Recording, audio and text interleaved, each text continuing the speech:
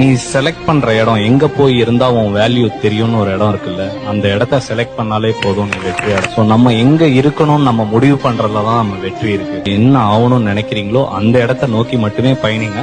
ஒவ்வொருத்தருமே வெற்றியாளர்கள். கோச், அப்ப நாங்கெல்லாம் வேஸ்டா? எங்களெல்லாம் ஜெயிக்கவே முடியாதா?